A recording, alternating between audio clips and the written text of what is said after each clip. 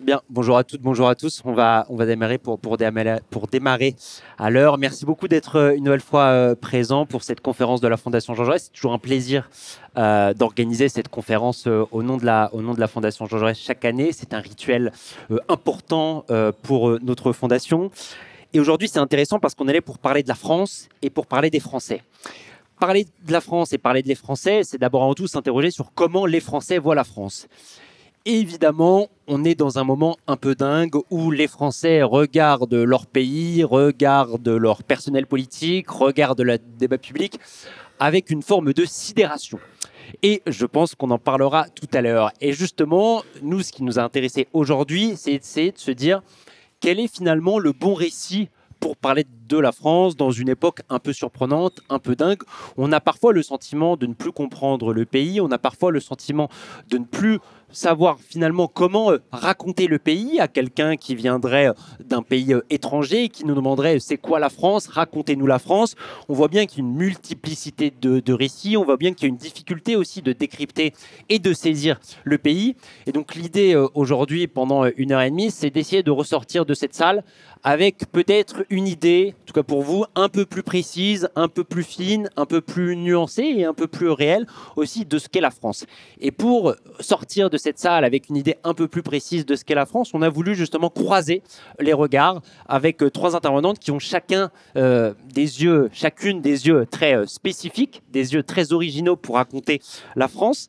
D'abord, on a demandé à une spécialiste de l'opinion et des sondages, une sondeuse, Adélaïde Zulfiqar-Kassik, de venir avec nous. Adélaïde, tu es directrice générale du pôle société d'Ipsos BVA et tu as publié en 2025 un petit livre à l'Aube et à la Fondation Jean Jaurès qui s'appelle Réhumaniser la société de l'absence, comment recréer du lien et lutter contre la disparition de l'humain, qui est disponible, je vous le dis pour tout à l'heure, sur le stand de la Fondation Jean Jaurès. Donc, une spécialiste de l'opinion. On a demandé à une spécialiste de l'action publique, à une spécialiste des politiques publiques, à une spécialiste de ce qu'on appelle la puissance publique. Juste à côté, Émilie Agnew. Émilie, tu es haute fonctionnaire territoriale, experte associée à la Fondation Jean Jaurès, et tu as publié, il y a pas très longtemps de cela, un livre idem à la Fondation Jean Jaurès et aux éditions de l'Aube, qui s'appelle Puissance publique contre les démolisseurs d'État, idem qui a retrouvé sur le stand de la Fondation Jean Jaurès. Je fais notre promo en même temps comme cela.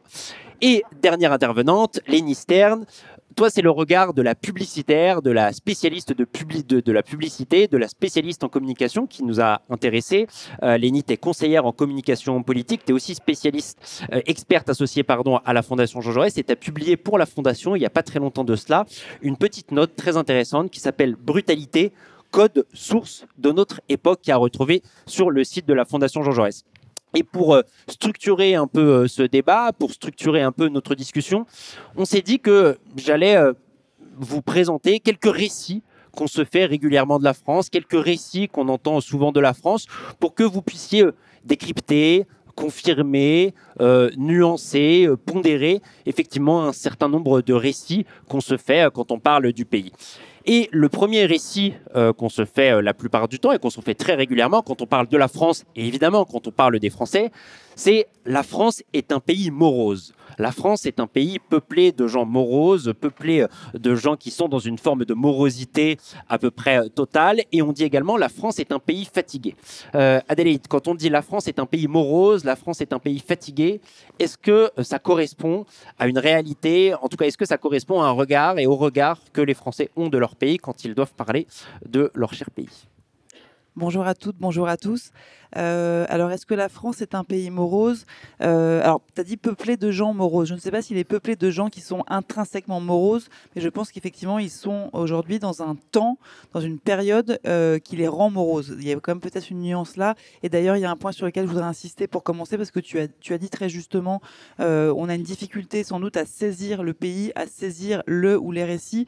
Et je pense qu'il y a un élément qu'il faut garder en tête, c'est qu'en fait, rien n'est tout blanc, rien n'est tout noir.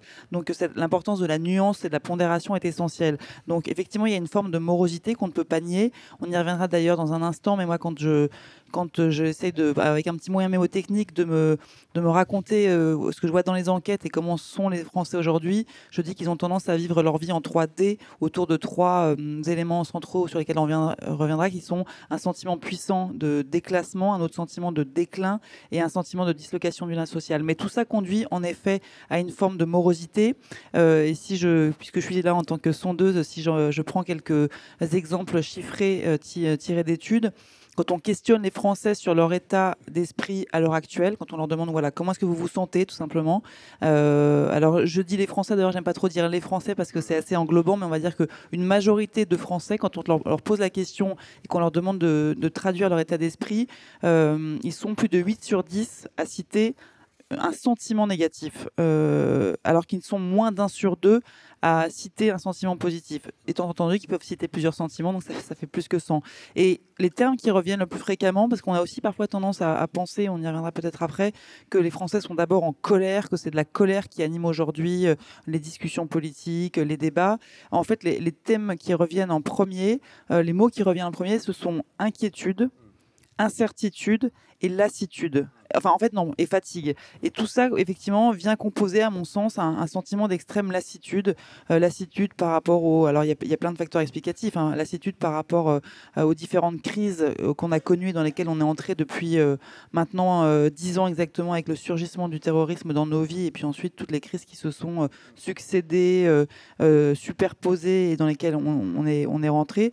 Donc, il y a ce sentiment de lassitude aussi par rapport à ce qu'on vit politiquement, et qui, à mon sens, est accentué.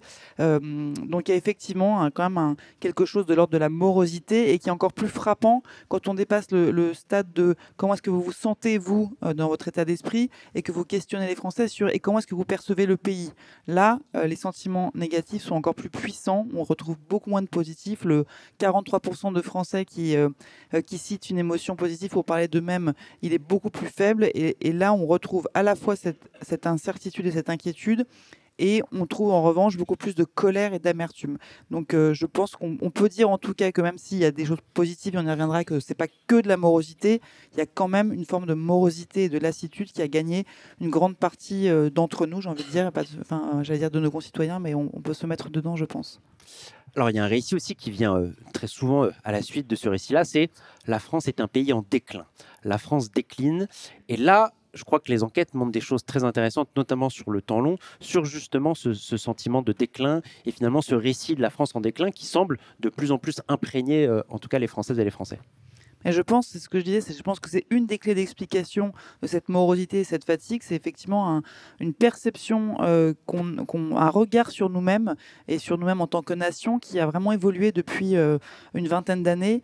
Il y a une question toute simple, effectivement, que tu évoques, qui est est-ce que vous avez le sentiment que la France est en déclin? On voit qu'on est structurellement, depuis maintenant une dizaine d'années dans les enquêtes, sur un sentiment qui progresse et qui aujourd'hui touche de mémoire 87% des Français, donc il y a 87% des Français, donc une écrasante majorité qui considère que la France est en déclin.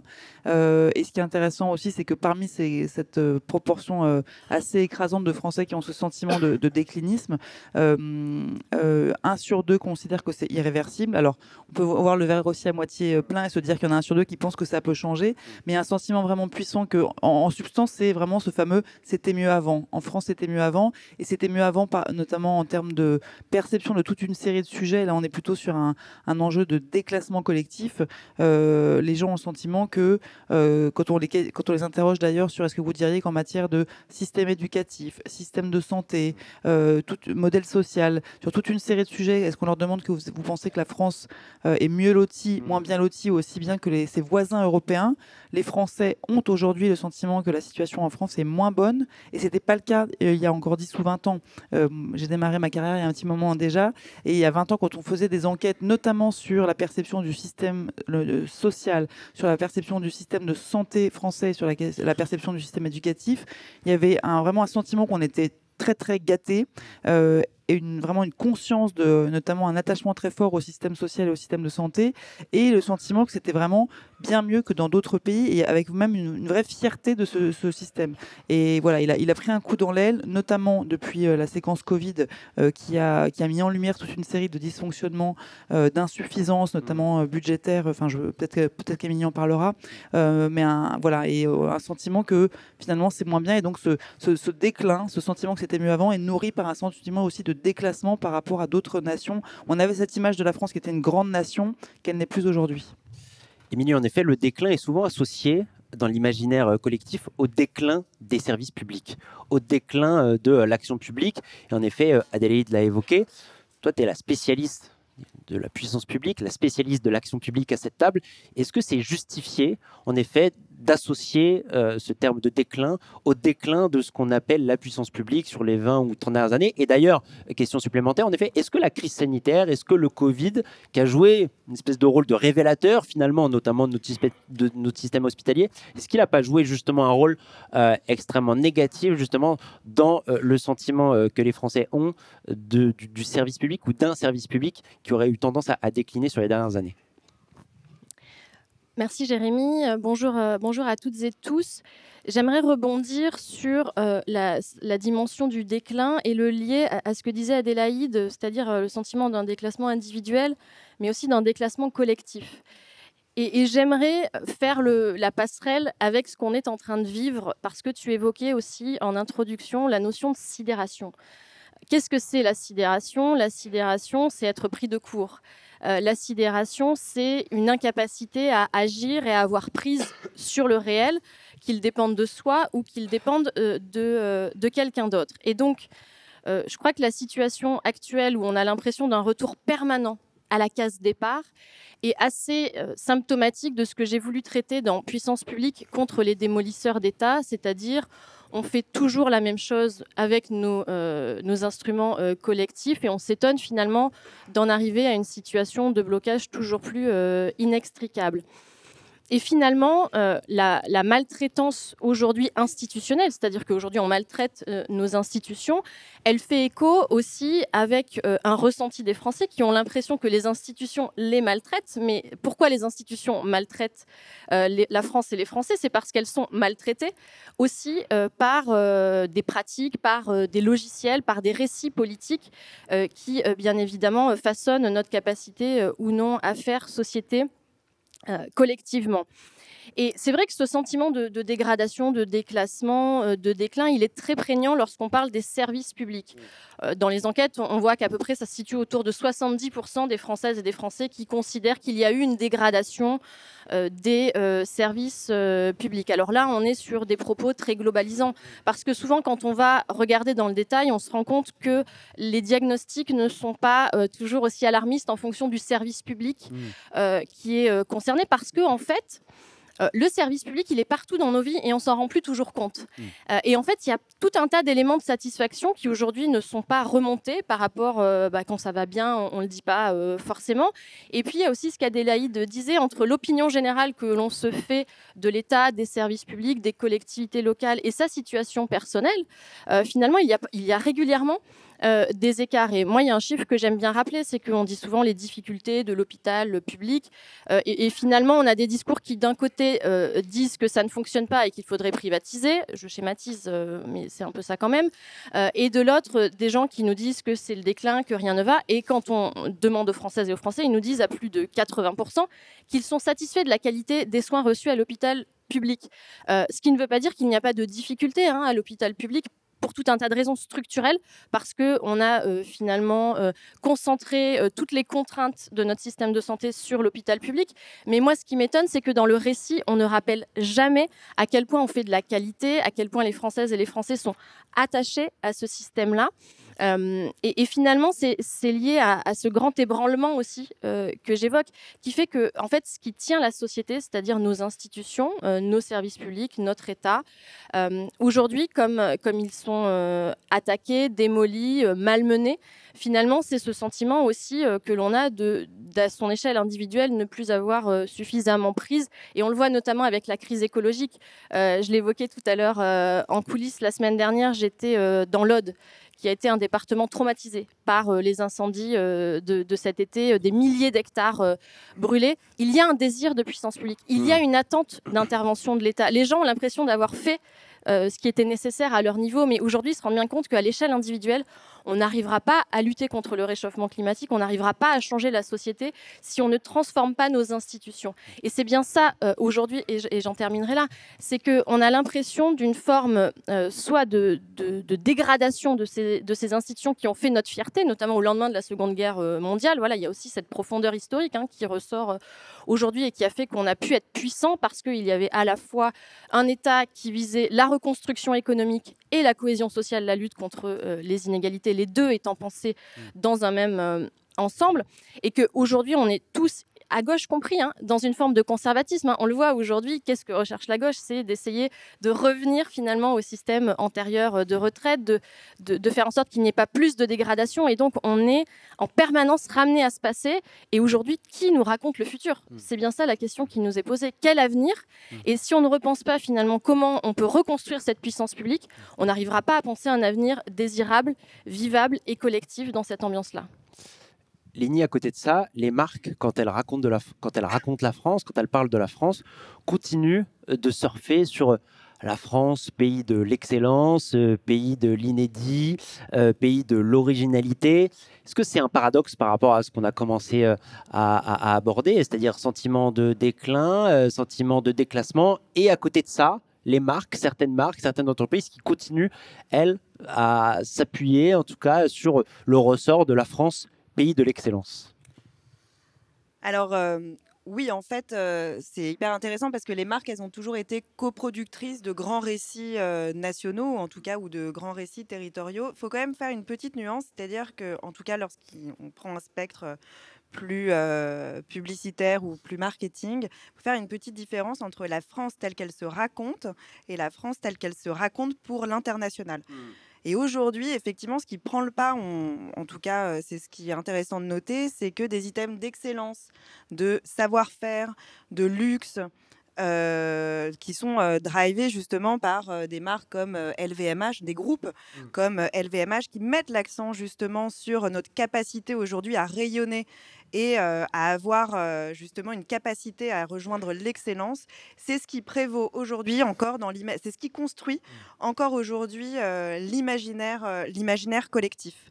On a aussi de l'autre côté une tendance qui a toujours existé dans l'imaginaire français, qui est la France du terroir, la France des régions, la France plus quotidienne et plus populaire.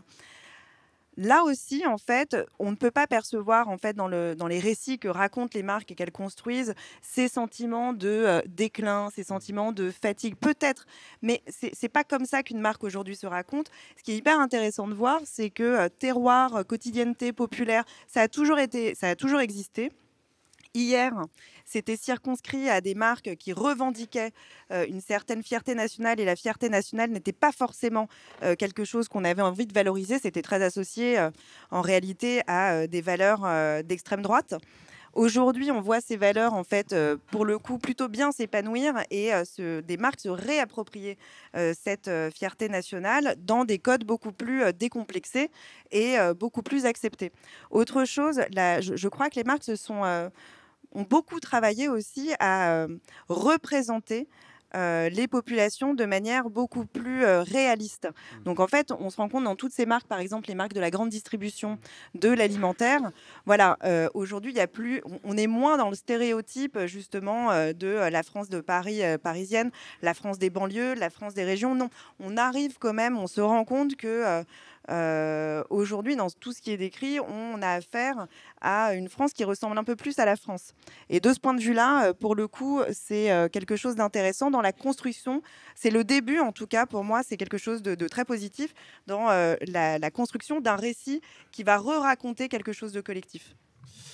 Il y a un récit qui apparaît aussi souvent, c'est la France est un pays où les liens humains ont eu tendance à se déliter. Et en gros, quand on parle de la France, quand on fait le récit de la France, et je reprends le terme de ton livre, on a parfois le sentiment que la France est un pays qui se déshumanise et qui, en effet, voit ces interactions sociales se raréfier, la capacité à interagir avec les individus s'amoindrir. Est-ce que ça correspond aussi à une perception, un ressenti chez les Françaises et les Français? Et Émilie, je te ferai réagir sur cet élément-là parce que c'est en lien direct s'agissant du lien entre les usagers notamment et les agents du service public. Mais d'abord, voilà, ce pays où les liens humains se raréfient, est-ce que ça correspond à quelque chose d'important dans l'opinion publique aujourd'hui? Alors, déjà, je ne sais pas. Oui, c'est une certitude et je vais développer. Je suis pas certaine que ça soit propre à la France. Je pense que c'est un mal dont souffrent notamment toutes les démocraties occidentales. Mais il y a une évidence. Déjà, je vais citer quelques chiffres qui sont assez frappants dans l'enquête Fracture française qui est réalisée par Ipsos BVA notamment pour la Fondation Jean Jaurès. Il y a cette question récurrente qui est est-ce que de manière générale, vous en tant qu'individu, vous avez tendance à faire confiance aux autres de manière un peu naturelle, ou est-ce que vous pensez qu'il faut quand même plutôt toujours être sur ses gardes, je ne sais plus quelle est la formulation exacte, mais qu'on ne peut pas faire confiance à autrui? Et on est sur plus de 7 Français sur 10 aujourd'hui qui disent qu'on ne peut pas faire confiance aux autres. Moi, je trouve ce chiffre sidérant, pour le coup, pour reprendre ce terme de sidération. Et dans le même temps, vous avez toute une majorité de Français qui considèrent, et à juste titre, je développerai, que dans toute une série d'interactions humaines, que ce soit quand on leur pose la question de savoir si est-ce que vous diriez que dans vos rapports avec entre usagers et services publics, entre commerçants et clients, entre voisins, enfin sur toutes les thématiques, tous les différents types de liens, quand on les questionne en leur demandant est-ce que les liens ont eu tendance à se renforcer, au contraire se déliter depuis 10 ans, sur toutes les catégories testées, les Français nous disent que les liens se sont affaiblis et en substance, ils sont une majorité aujourd'hui à regretter un affaiblissement du lien social. Mais en fait, tout ça correspond à une réalité de ce que sont nos vies.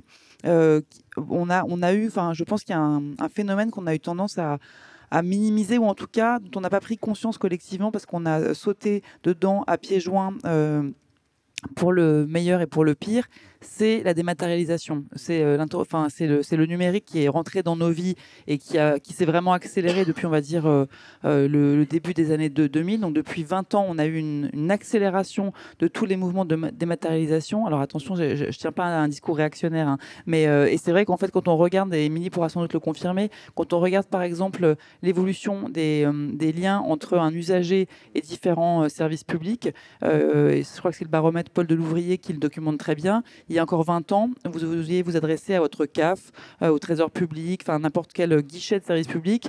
La relation se faisait majoritairement par téléphone ou au guichet. Aujourd'hui, elle se fait majoritairement par Internet. Idem avec votre banque. Il y a encore 20 ans, l'appli bancaire qui vous permet de faire votre virement ou de faire une demande, elle n'existait pas. Vous alliez au guichet ou vous appeliez votre conseiller. Aujourd'hui, vous faites l'essentiel de vos démarches en ligne. Et ainsi de suite sur tous les domaines de notre vie. Idem en matière vous faites vos courses par Internet dans certains cas, vous commandez sur Amazon, sur Vinted ou que sais-je, vous commandez votre billet de train par SNCF Connect, toute une série d'interactions ou de transactions qu'on faisait avant d'humain à humain, par téléphone ou en face à face, aujourd'hui elles se font par Internet, de manière dématérialisée, sans contact humain. On a vu aussi ce mouvement s'accélérer à la période au moment du Covid. On a une grosse accélération qui est venue aussi percuter le monde du travail. Alors en partie, puisque le télétravail ne touche pas toutes les catégories de la population, on le sait, c'est sur tous les cadres, mais on a aussi là aussi une raréfaction du lien humain. Et je terminerai par citer une étude sur la rencontre amoureuse pour vous montrer à quel point cette dématérialisation elle est rentrée dans toutes les sphères de nos vies. Il y a une étude américaine qui documente les lieux de rencontre amoureuse dans les années 1940, 50. Le premier cercle de rencontre, c'était la famille, l'église. Puis on a évolué vers les années 80 sur un cercle de rencontres dans votre lieu de travail ou dans les fêtes, dans les bars. Aujourd'hui, une rencontre amoureuse sur 2 se passe sur un site de rencontre. Une rencontre amoureuse sur 2. Et donc oui, de fait, il y a eu une attrition du lien humain. C'est une réalité. La question, c'est comment est-ce qu'on trouve la juste voie entre, sans devenir réactionnaire, entre dématérialisation, parce que ça apporte du bon quand même dans nos vies, et réhumanisation. Donc ce sentiment des Français, il est fondé sur une réalité. Émilie, justement, c'est quoi l'impact des services publics dans cette déshumanisation, dans ce sentiment de déshumanisation qui se traduit par ailleurs par un autre élément qui est l'augmentation du sentiment de solitude et du sentiment d'isolement de tout un tas d'individus sur l'ensemble du territoire national. Le sujet de la solitude, le sujet de l'isolement est un sujet qui revient beaucoup aussi quand on parle de la France et quand on fait le récit de la France aujourd'hui. C'est quoi l'impact objectif justement de l'évolution des services publics sur les dernières années dans ce sentiment de déshumanisation et donc d'isolement? Oui, alors là, on entre dans le dur et dans la complexité et dans l'ambivalence des évolutions et des attentes des Françaises et des Français. Mais avant ça, je voudrais rappeler quand même que le sentiment de défiance, il gagne aussi aujourd'hui parce que on a mis en impuissance les institutions qui sont en charge de relier les individus, de les défendre aussi contre des intérêts privés. Si je parle de puissance publique, c'est parce que aussi je pense qu'aujourd'hui, on a un rapport de force extrêmement défavorable à la puissance publique par rapport à des intérêts privés mondialisés qui font que ce sont aujourd'hui davantage des acteurs privés qui façonnent nos systèmes de valeurs, nos représentations, le fonctionnement de nos sociétés. Et ce qu'il faut rappeler, c'est que cette confiance, elle ne se décrète pas, elle se façonne dans les institutions, dans le rapport que les institutions ont au pays, ont aux Français, et qui passe essentiellement par des médiations humaines, c'est-à-dire par des agents du service public ou par d'autres personnes qui délivrent des missions d'intérêt général. Et comme aujourd'hui, il y a une forte mobilisation des associations dans notre pays, je voulais aussi rappeler à quel point les associations jouent un rôle institutionnel fondamental. Et d'ailleurs, elles sont délégataires d'un certain nombre de services publics où elles viennent compléter l'action publique justement pour tisser des liens extrêmement puissants dans notre société. Et effectivement, ce qu'on voit, c'est que on a des Français qui regrettent qu'il y ait eu un éloignement, alors notamment des services de l'État, parce que les services des collectivités locales, par définition, ils sont en proximité et ils ont des taux de satisfaction extrêmement élevés de la part des Françaises et des Français. Et ça a été accéléré pendant le Covid. Et ce qui est pernicieux, c'est que finalement, ça n'a pas été dit. Donc il y a aussi l'impression, un peu comme on a en ce moment, finalement, d'une forme de duperie. C'est-à-dire qu'on nous a dit que plus rien ne serait comme avant. Et finalement, pendant cette période, il y a une très forte accélération du mouvement de dématérialisation qui a participé de ce sentiment de mise à distance de l'État, notamment vis-à-vis d'un certain nombre de territoires qui déjà avaient subi des fermetures de guichets, d'administration, une réduction des horaires d'ouverture. Enfin, ça passe par tout un tas de mécanismes. Mais en même temps, je voudrais quand même revenir sur ce sentiment, ou en tous les cas, sur ce constat d'ambivalence. C'est-à-dire que quand même, on a à peu près, en fonction des sondages, 70 à 80% des Françaises et des Français qui sont satisfaits aussi de la dématérialisation. C'est-à-dire qu'il y a une attente de dématérialisation et de pouvoir accéder à des services publics numériques. Mais y compris ceux qui sont très satisfaits de la dématérialisation, quand même, nous disent qu'ils veulent quand même du lien humain. Donc c'est en ça où il faut quand même réussir à réinventer finalement ces formes d'interaction avec les Françaises et les Français pour offrir, nous ce qu'on propose, c'est un droit au choix dans les modes d'interaction avec la puissance publique et surtout de s'intéresser aux 20 à 30% de Françaises et de Français qui considèrent qu'il y a eu un éloignement qui leur est préjudiciable. Et précisément, c'est aussi à ceux-là et à celles-là qu'il faut qu'on s'adresse. Mais il n'y a pas que la dématérialisation, il y a aussi, vous savez, tous les appels à l'autorité. Tous les discours politiques qui culpabilisent les usagers en leur disant que c'est de leur faute finalement si les services publics ne fonctionnent pas. Alors là, c'est vraiment le symbole ultime de l'impuissance publique, c'est-à-dire que plutôt que de se questionner sur la manière dont on peut améliorer les outils de la puissance publique, on préfère rejeter la faute finalement sur l'usager, sur les Françaises et les Français qui ont l'impression bien évidemment d'avoir fait leur part. Et cette défiance, elle est aussi institutionnalisée, c'est-à-dire que, alors moi je suis fonctionnaire territorial, tu l'as dit, on le ressent beaucoup dans les territoires, je pense qu'on y reviendra aussi tout à l'heure, sur aussi l'incapacité de l'État à faire confiance aux acteurs locaux, aux élus locaux, aux collectivités locales, et je crois que c'est aussi beaucoup dans les blocages que l'on vit aujourd'hui, et c'est pour ça que j'en appelle aussi à une forme d'empathie institutionnelle pour réussir à sortir de ce cercle vicieux de la défiance. Lénie, il y a un terme qui revient beaucoup quand on fait le récit de la France, quand on veut parler de la France, notamment à l'étranger et à l'international. On dit souvent que la France est nostalgique, que la France est peuplée d'individus nostalgiques. Nostalgiques de quoi? Nostalgiques de qui? Et en quoi les marques que tu connais bien, en quoi le marketing, en quoi la publicité surfent aussi justement sur ce ressort nostalgique, et on verra tout à l'heure avec Adélie dans quoi ça s'objective aussi peut-être dans les enquêtes. Alors oui, effectivement, on en parlait ensemble. La nostalgie est un véritable ressort et qui n'est pas forcément français, je pense. Je crois que chaque pays a construit ses mythes et ce sont des mythes qu'on est en perpétuelle réappropriation. Et tout le travail d'ailleurs souvent d'une marque quand elle retravaille tout son territoire et son identité, c'est d'être capable de retraduire les mythes au regard d'une réalité et de la réalité en fait du moment T. Il y a des mythes qui, de toute façon, nous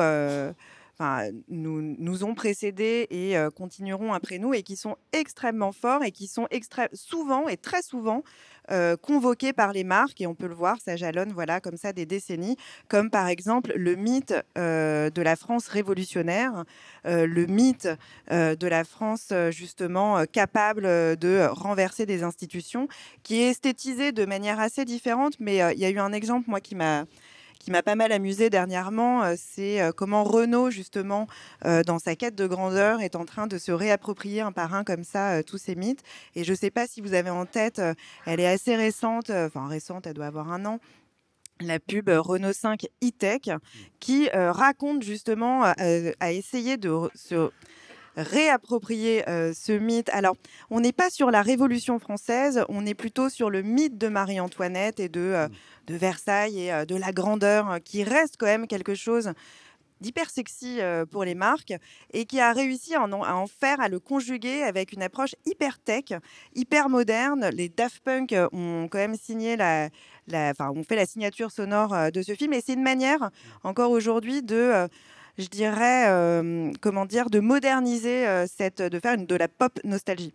Donc il y a ça, il y a aussi toujours le mythe qui, pareil, nous a précédé et continuera d'exister, le mythe parisien. Le mythe de Paris, le mythe. Donc, Emily in Paris, typiquement, a été notre meilleure publicité, je pense, dans le monde.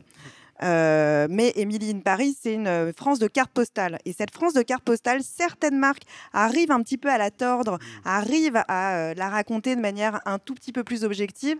Néanmoins, c'est malheureusement ce qui vend le mieux l'image de la France à l'étranger. Et donc, cette nostalgie-là, vous allez le voir, elle est régulièrement convoquée et elle est régulièrement très performative. Adélaïde, dans l'opinion, dans les enquêtes, les Français nostalgiques, c'est pas quelque chose de nouveau, mais c'est quelque chose que vous mesurez pour le coup régulièrement. Idem, nostalgique de qui, nostalgique de quoi, si on est capable de déceler un petit peu ça. Alors effectivement, les enquêtes sont assez claires sur, si j'ai quelques chiffres sous les yeux, par exemple, quand on leur demande s'ils sont d'accord avec l'affirmation selon laquelle en France c'était mieux avant, on est à près des 3/4, 73% des Français qui considèrent qu'en France c'était mieux avant. Et c'est un chiffre qui est en progression depuis maintenant une petite dizaine d'années. Idem sur un autre indicateur qui est dans ma vie, je m'inspire de plus en plus des valeurs du passé. Est-ce que vous êtes d'accord ou pas? On a aussi une majorité de Français qui est en accord avec cette affirmation et de manière en progression. Je pense que la clé d'explication, elle réside dans ce qu'on a évoqué tout à l'heure, à savoir ce sentiment de dégradation d'une série d'une partie du système, notamment social, éducatif, hospitalier, etc. Ce sentiment de déclin qui fait qu'on a le sentiment qu'en France c'était mieux avant, et donc et ce déclassement à la fois individuel et collectif. Donc il y a cette référence à un passé qui était il y a plusieurs strates temporelles. Il y a le passé de moyen terme, qui est en fait la France de l'après-guerre, ou celle qui se reconstruite, les années 60, 70, où tout était possible. En France, on n'avait pas de pétrole, mais on avait des idées. Enfin voilà, cette France-là, qui est assez proche dans les esprits quand même, en tout cas pas des plus jeunes, mais dans toute une partie de la population. Donc quand même un sentiment qu'il s'est passé quelque chose et qu'il y a un avant, un après. Il y a la France qu'évoquait Lénie à l'instant, la France la France des Lumières. Donc ça, c'est du plus long terme. Et puis il y a une temporalité plus courte qui est la France d'avant les crises, ces polycrises ou permacrises, selon comment on les appelle, depuis que j'évoquais tout à l'heure, depuis 10 ans avec le surgissement du terrorisme dans nos vies et qui s'est accéléré depuis, on va dire, 2018, crise du pouvoir d'achat, crise Covid, guerre en Ukraine, urgence climatique, toutes ces crises qui s'imbriquent et qui se nourrissent les unes des autres et qui se succèdent ou sont présentes, enfin coexistent. Tout ça, comme vient aussi contribuer à la morosité qu'on évoquait précédemment, et fait que les Françaises sont nostalgiques sont nostalgiques d'avant les années 2015-2020, sont nostalgiques des années 60-70 et sont nostalgiques de... Voilà, il y a plusieurs temporalités qui viennent s'entrechoquer et qui viennent nourrir cette nostalgie. Émilie, quand on parle de la France, quand on parle justement de la puissance publique, quand on parle du travail, il y a quelque chose qui revient souvent. Quand on veut parler de la France, on dit la France est un pays bureaucratique.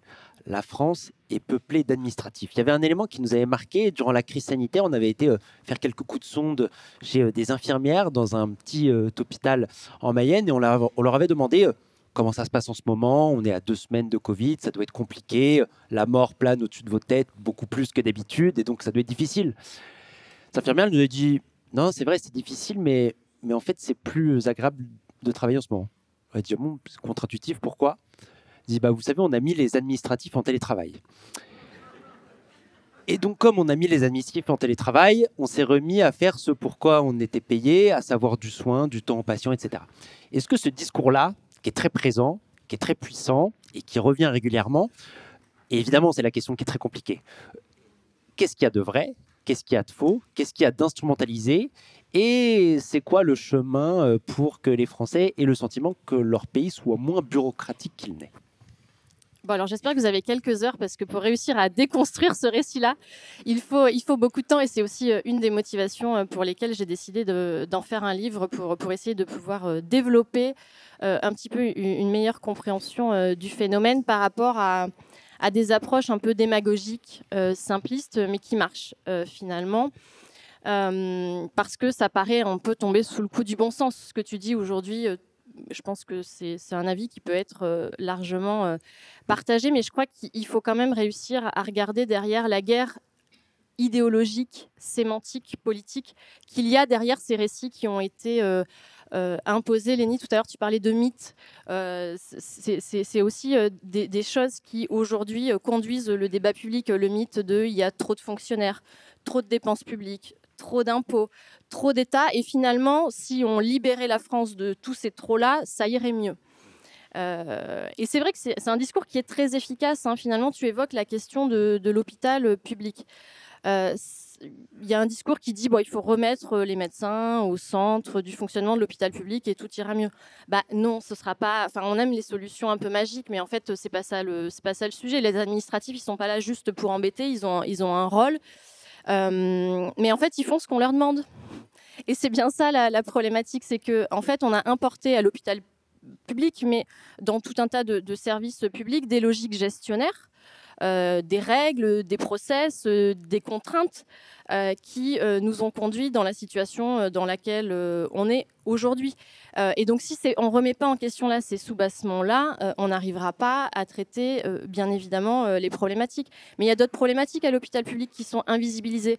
Et c'est pour ça que je parle de puissance publique. C'est qu'aujourd'hui, j'évoquais tout à l'heure le fait qu'on ait chargé la barque, on ait mis toutes les contraintes de notre système de santé sur l'hôpital public. C'est-à-dire que les cliniques privées, globalement, elles peuvent choisir leur public, les pathologies les plus solvables, utiliser habilement ce qu'on appelle la tarification à l'activité, c'est-à-dire se focaliser sur les actes les plus rentables qui sont remboursés par des dépenses publiques, par le budget public. Et l'hôpital public, lui, c'est un accès universel, égal pour tous. On accueille tout le monde, on soigne tout le monde, quels que soient les moyens. Et souvent, effectivement, comme il n'a pas les moyens, justement, de pouvoir tout concentrer sur lui, ça repose sur des individus. Et cette rhétorique du bouc émissaire, elle est extrêmement confortable, mais finalement, elle alimente plus les fractures et les problèmes qu'elle ne nous apporte de solution. Donc c'est pour ça où je pense que dans la période actuelle, on a besoin d'un réarmement intellectuel collectivement pour comprendre ce qui se passe, parce qu'il y a des discours qui sont très séduisants, et d'ailleurs ce sont des discours populistes, et c'est là-dessus que prospère l'extrême droite. On le voit aux États-Unis, on le voit en Argentine, on le voit aussi ici en Europe, avec les attaques, y compris qu'il y a eu envers l'audiovisuel public, envers la magistrature il y a encore pas si longtemps, envers l'université. C'est en s'en prenant d'abord aux institutions publiques et à celles qui dérangent que le fascisme progresse en France et dans le monde. Et je crois qu'il faut être extrêmement consciente du moment que nous sommes en train de vivre. Lénie, il y a évidemment aussi souvent le sujet de la violence qui revient. Très souvent, la France est un pays violent, la France est un pays brutal. Alors sur la question de la violence, il y a la vérité des chiffres, la vérité des agressions, la vérité des tentatives d'homicide, mais peut-être sur la question de l'ambiance violente, de l'atmosphère violente et de l'atmosphère brutale. Ouais. En quoi les marques, en quoi les entreprises, en quoi la publicité contribue aussi au sentiment que les Français ont de vivre dans une atmosphère brutale, et qui d'ailleurs a pour conséquence un élément qui est, nous, ce qu'on appelle la fatigue informationnelle, c'est-à-dire se détourner et prendre de la distance par rapport à ce qu'on appelle le débat public, parce qu'on a le sentiment de vivre dans un pays brutal de différentes manières. Ah oui, effectivement, vaste question, parce que là, on va un peu peut-être sortir des considérations plutôt publicitaires. Enfin, il y a plusieurs choses à dire sur cette brutalité. C'est qu'effectivement, il y a la brutalité projetée et puis celle qui est très spectaculaire, la brutalité du débat, la brutalité politique, celle qu'on observe, la violence, celle qui est vraiment très associée à la violence. Et il y a une autre forme, en fait, de brutalité que moi, j'avais appelée la brutalité plus douce, qui est très difficile à cerner parce que ce sont plein de petits faisceaux qui, mis ensemble et donc cartographiés, racontent une forme de brutalité qui réside dans plusieurs choses. D'une part, l'injonction à tenir bon. C'est-à-dire qu'aujourd'hui, on vit dans une société où tout est fait, que ce soit dans le monde professionnel, le monde du travail, que ce soit dans le monde du spectacle aussi, dans les fictions et les récits justement qu'on nous présente. On ne nous raconte pas des récits de conquête, on ne nous demande pas justement d'être dans la performance absolue, on nous demande de tenir bon. D'ailleurs, le gouvernement nous demande là aujourd'hui de tenir bon, mais et justement avec une idée dont tu parlais, qui est cette idée de la résilience. Mais cette idée de la résilience, elle est très intéressante, mais elle peut être aussi extrêmement dangereuse pour nous parce qu'elle crée une fatigue et une usure. À force de devoir être résilient de tout, ça donne justement des entreprises où faire un burn-out, c'est devenu un passage obligé quasi. C'est ni quelque chose de dramatisé, ni de dramatique. En fait, finalement, il y a beaucoup de carrières où le burn-out est quasi une espèce de conséquence et un moment qu'on va passer dans nos vies. C'est ça qu'on appelle la brutalité douce, c'est cette capacité, cette injonction à tenir bon. Les marques, là-dedans, sont aussi pétries d'injonctions et nous racontent comment tenir bon. Il y a énormément de marques, typiquement de bien-être et de méditation, qui nous racontent et qui travaillent justement tout leur récit de marque sur notre capacité individuelle aujourd'hui à retrouver nos ressources intérieures et donc à être capable d'affronter la société, d'affronter son quotidien. Ça aussi, c'est fortement brutal. Et après, de manière un tout petit peu plus, je dirais, esthétique, c'est vrai qu'on a vu un virage, en tout cas un virage qui s'est opéré notamment dans le monde de la haute couture, où, je ne vais pas rentrer dans le détail, mais c'était quand même important de le noter, des marques comme Balenciaga, par exemple, et d'autres marques peut-être un tout petit peu plus confidentielles, mais très pointues dans la haute couture, qui aujourd'hui nous présentent des silhouettes qui sont des silhouettes guerrières, qui sont des silhouettes justement avec des armures, des matériaux aussi, qui sont des matériaux qui normalement ne sont pas utilisés dans le textile. Et tout ça, en fait, tous ces petits faisceaux qui, en apparence, n'ont aucun lien, contribuent à aujourd'hui nous faire vivre dans un climat que je trouve, et en tout cas qui semble extrêmement brutalisant. David, il y a un récit qu'utilisent souvent les responsables politiques, et ils l'ont encore utilisé pour certains ces derniers jours. En parlant de la France, ils disent « la France est un peuple politique ». Et souvent, on se rassure en disant « la France est un peuple politique ». Quelques années, on avait fait 2-3 ans une petite enquête à la Fondation. On avait demandé aux Français si on vous parle de politique, spontanément, c'est quoi le premier mot qui vous vient en tête? On s'attendait à colère, nervosité, dégoût. Le premier mot, c'était « rien ». Est-ce que la France est encore un peuple politique? Et est-ce que ce récit-là est encore un récit qui est en phase avec la réalité et le réel? C'est une question hyper compliquée. Parce que on parlait de nuances au début, donc je vais pas faire une réponse de Normande, mais je pense qu'elle est nuancée, parce que tu évoquais cette question que je ne connaissais pas. Il y a une autre question qui m'avait frappée pour une enquête qu'on avait fait ensemble, on avait fait une enquête sur la question de l'engagement, et on avait demandé aux Français qu'est-ce que ça veut dire pour vous s'engager? Qu'est-ce que c'est l'engagement? Et ce qui m'avait frappé, alors les gens n'avaient pas dit rien, je vous rassure, ils avaient dit plein de choses, mais ils avaient dit plein de choses sauf la politique. 3% des Français seulement avaient dit quand je pense engagement, je pense politique. Ils avaient d'abord pensé engagement associatif, engagement personnel. Et d'ailleurs, c'est assez frappant parce que, donc pour répondre à la question est-ce que la France est un peuple politique, je dirais oui, mais je pense que tout dépend de ce qu'on appelle politique et quelles sont les formes que prennent ces engagements. Je pense que l'engagement tel qu'il pouvait être celui dans les années, tel qu'il avait cours dans les années 70, 80, même 90, d'un engagement soit politique, soit syndical, un engagement collectif dans la durée autour d'une idéologie. Aujourd'hui, cet engagement-là, il a un peu du plomb dans l'aile et il s'affaiblit, il s'affadit. Là où on voit une bascule sur les modes d'engagement qui sont des engagements beaucoup plus individuels et plus court-termiste. On a un rétrécissement à la fois géographique et temporel du champ de l'engagement. Donc je vais m'engager pour une cause qui m'est propre et je vais m'engager pour une cause qui fait sens pour moi et sur une durée qui est beaucoup plus courte. Et d'ailleurs, c'est pour ça on parlait tout à l'heure, avant de venir, dans l'engagement qui va être je m'engage dans l'association de parents d'élèves, je vais m'engager dans le club de foot qui est près de chez moi. C'est pas juste du temps que j'ai envie de donner gratuitement, c'est du temps qui va bénéficier à mon enfant. Donc voilà, il y a quand même une notion d'individualisation de l'engagement, mais qui reste quand même vivace. Et puis on voit aussi que les formes d'engagement sont en train de muter. Donc je disais qu'on a de moins en moins d'engagement collectif, on a moins d'adhésion au parti, on a moins d'adhésion dans les syndicats. On a de plus en plus de gens en revanche qui vont décider de boycotter un produit ou une marque, peut-être que Lénie pourra en parler, qui vont décider de soutenir une cause, de participer à une pétition. Mais ça reste comme des formes d'engagement. On a vu au moment de la loi Duplon, justement, cette pétition. Donc on a un engagement qui est protéiforme, qui mute, mais ça ne veut pas dire qu'il n'est pas politique, parce qu'on pourrait dire quand même que tout est un peu politique. Et on voit quand même qu'on a des mobilisations à certains moments. Au moment de la réforme des retraites, les Français étaient dans la rue. On a vu, alors là, les mouvements de ces dernières semaines ont été finalement peut-être moins suivis qu'escomptés. Mais on a vu quand même, par exemple, au moment de la dissolution, l'abstention qui était plutôt une tendance en hausse, élection après élection. On a eu un moment un sursaut démocratique avec une participation assez forte. Donc voilà, on a un peuple qui reste, je pense, éminemment politique, mais avec des formes qui peuvent muter et qui peuvent aussi varier selon les moments et qui viennent s'entrechoquer avec cette fatigue. Donc parfois, on est toujours un peu au bord de lassitude et apathie et volonté de faire et de se mobiliser, et on est toujours sur cette ligne de crête un petit peu étroite. Émilie, on parle de récits depuis tout à l'heure. Ce qui est compliqué avec les récits aujourd'hui, c'est qu'on voit bien, on a du mal à trouver un récit qui arrive à toucher en gros une majorité de Français, un récit qui est capable d'englober. Là, on parle de récit national. Et est-ce que cette difficulté-là, elle est pas liée au fait que, en fait, ce qui marche et ce qui impacte d'abord avant tout maintenant les Français, c'est non pas le récit national auquel ils se sentent de plus en plus étrangers, mais les récits locaux. C'est-à-dire, finalement, est-ce que le bon récit de la France, c'est la succession et la multiplicité de petits récits locaux qui semblent en effet beaucoup plus imprégner aujourd'hui les Français dans la vie quotidienne? En gros, est-ce que le récit local, le récit de mon territoire, est plus puissant aujourd'hui que le récit national? Et ce qui explique aussi la difficulté qu'ont les responsables politiques à englober, à un moment donné, l'ensemble de la population dans un récit national et général.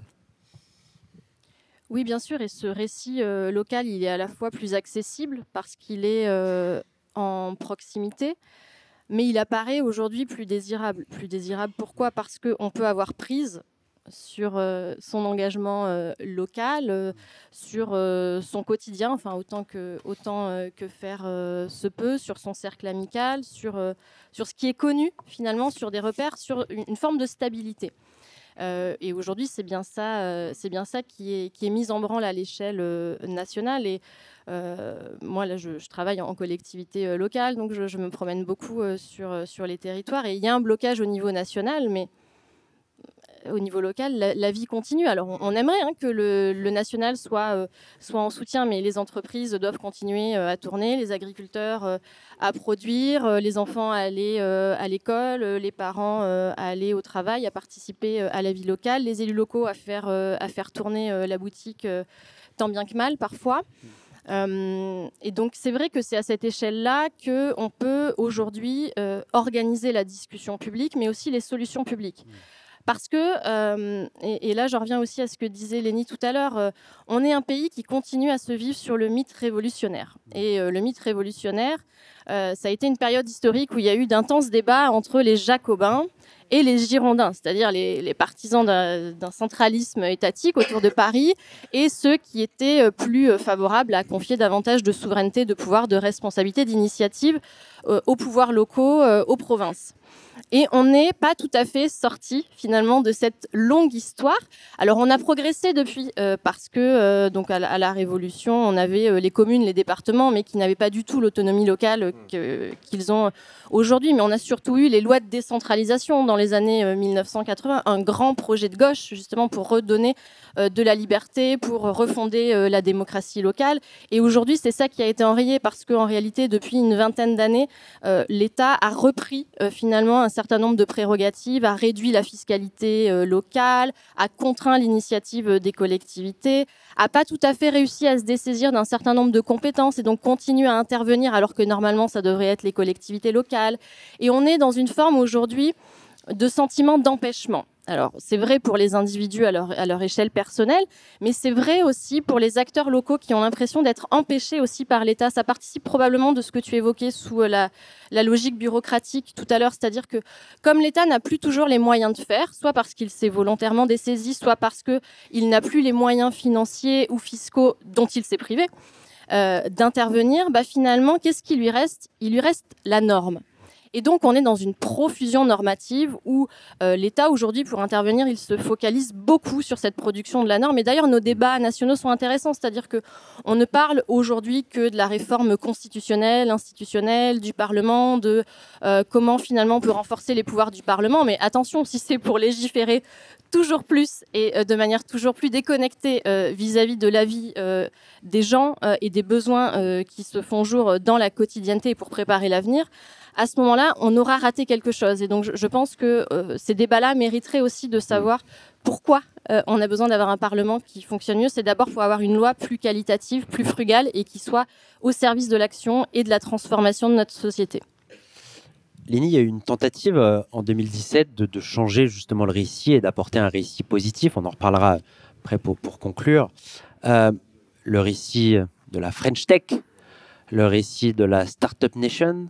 Est-ce que ça correspond à un récit d'abord qui correspond aux marques et qui correspond à ce que font réellement les marques? Est-ce que ça correspond réellement à ce qu'est aussi le tissu économique et d'innovation technologique de la France? Et que reste-t-il finalement de ce récit Startup Nation aujourd'hui dans en tout cas l'environnement que tu connais et à commencer par les marques? Alors oui, effectivement, c'est intéressant. Je pense qu'on a encore des difficultés à créer un lien de cause à effet entre le narratif justement du parti En Marche à l'époque, qui nous avait raconté justement une France du faire, une France dans l'action, une France qui marche. Elle ne sait pas forcément où. Il ne nous avait pas raconté particulièrement, il ne nous avait pas défini d'horizon, mais en tout cas, c'était une France qui se remettait en route et qui se remettait au travail. Ça, c'était très important, corrélé à cette idée de Startup Nation, qui finalement a été, on s'en rend compte, mais il y a eu une certaine porosité avec la manière dont les marques se sont racontées, justement, je dirais, sur ces 6-7 dernières années. On le voit, des marques aujourd'hui, type SNCF, Orange, EDF, qui nous racontent justement des fabricants, des grands logisticiens qui nous racontent une France qui fonctionne. Déjà, une France de l'énergie, une France justement qui se projette dans l'avenir. Et si regardez, en tout cas, parce que je pense que c'est encore le cas aujourd'hui, une large partie, une grande partie de l'espace publicitaire leur est dédiée et dédiée à nous raconter justement cette France. Cette France qui fonctionne hyper bien et dont les rouages sont hyper bien huilés. Autre chose aussi très intéressant là-dessus, c'est sur justement les récits de la France et ce qu'on en raconte.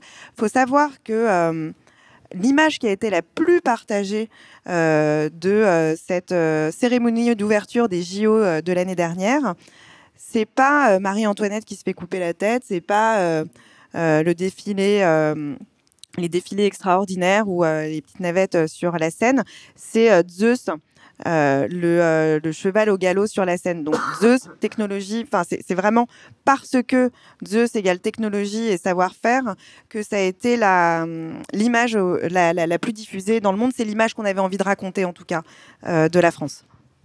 Alors, je te garde justement, les JO, c'est intéressant parce que les JO, ça apparaît justement contre le contre-modèle du déclin, le contre-modèle du déclassement. Mais finalement, on pourrait se dire, en fait, là, les Français ont eu le sentiment qu'en fait, la France peut encore faire un truc qui tient à peu près la route. Pour une fois, on se moque pas de nous, ce qui est en train d'arriver en ce moment. On se moque pas de nous à l'international, on nous critique pas à l'international, mais finalement, c'est une parenthèse. Et est-ce que les Français n'ont pas vu ça d'abord avant tout comme une parenthèse, c'est-à-dire, on est nous-mêmes surpris d'arriver à faire un truc qui se casse pas la gueule?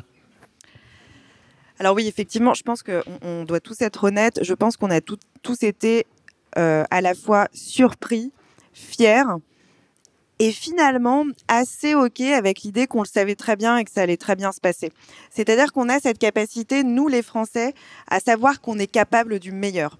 Et pour le coup, c'est ce qui s'est passé pour les JO, c'est-à-dire que, je sais pas dans quelle disposition d'esprit vous étiez, mais on était tous quand même assez craintifs et on était tous un peu comme ça sur la brèche à se demander si tout n'allait pas capoter pour des raisons exogènes ou parce qu'on avait justement un déficit d'organisation. Les médias ont vachement accentué en plus ce point où justement, on s'en souvient maintenant, énormément de sujets d'actu qui étaient dédiés à « nous ne sommes pas prêts, rien ne sera prêt, la sécurité est un vrai sujet, en plus il va pleuvoir ». Enfin bon, c'était... on était très très anxieux, mais derrière, le sentiment que ça a généré, c'est une immense fierté et aussi cette idée de bah oui, qu'est-ce que vous croyez, évidemment qu'on allait y arriver. Adélaïde, si Sébastien Lecornu vous appelle dans 2 heures et vous dit je peux pas, je suis à Blois. Donne-moi, parce que là on a parlé beaucoup de récits négatifs, de récits extrêmement pessimistes.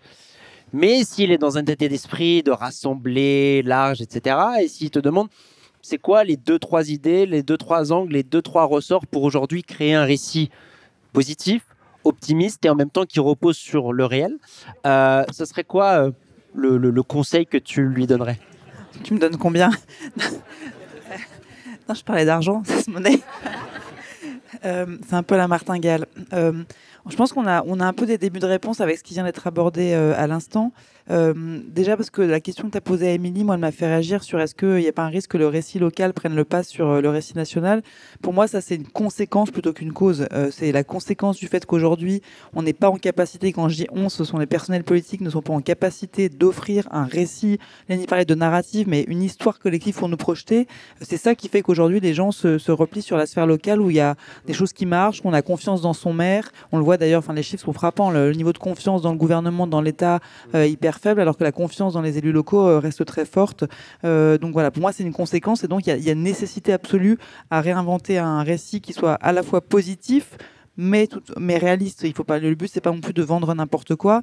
Et je pense que ce qu'on vient d'évoquer sur la séquence JO, elle est essentielle parce qu'on l'a vu. Certes, c'était une parenthèse, mais quand on regarde ce que nous disent les Français dans les enquêtes par rapport à la période des Jeux Olympiques, ils nous disent d'une part que ça a permis de créer de la fierté, effectivement, de retrouver un sentiment de fierté, mais pas seulement. Ça a permis de recréer du vivre ensemble, un moment de vivre ensemble. D'ailleurs, on avait travaillé ensemble sur cette question de ce qu'avait suscité aussi les JO par rapport à ce que j'évoquais tout à l'heure de ce sentiment de déshumanisation de la société par effet de contraste. Les JO ont remis de l'humain, de la présence humaine. On a vu des sportifs, plus de 45 000 volontaires, des forces de l'ordre dans la rue. Donc on a eu aussi du positif avec les JO. Mais au-delà de ça, donc je pense que le récit, peut-être qu'il est autour justement de ce qui nous permet de faire société sans balayer, sans renier ce qui aujourd'hui crée. Alors moi, j'aime pas trop le terme de fracture, je le trouve trop violent.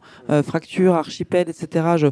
Je ne nie pas qu'il y a des différences et des divergences et qu'il ne faut pas les mettre sous le tapis. Je pense qu'il faut adresser les sujets qui fâchent, y compris des questions qui aujourd'hui sont au centre des préoccupations des Français, et notamment les questions de sécurité, les questions d'immigration. Il faut les traiter, mais il faut réussir à créer un récit collectif autour de ce qui nous permet de faire du commun, parce que quand on demande aux Français, justement, on leur pose cette question qui est hyper théorique et un peu intellectuelle de qu'est-ce qui fait commun aujourd'hui dans la société française, ils nous disent, en fait c'est compliqué pour eux de répondre, mais on voit que ce qui émerge en filigrane, c'est une volonté de refaire société. Il y a une soif de lien hyper forte, et donc c'est ça qu'il faut réussir à raconter, c'est qu'est-ce qui nous relie. Il y a des choses qui nous relient, il y a de la fierté, il y a une diversité qui nous permet de faire société, et qu'on a vu encore une fois pendant les JO. Mais ce qui est frappant, c'est que les JO, c'est un moment fort qui crée de la fierté du vivre ensemble. On l'a vécu aussi au moment de la dernière Coupe du Monde de football. Je me tourne vers toi parce que tu es un très grand spécialiste du football,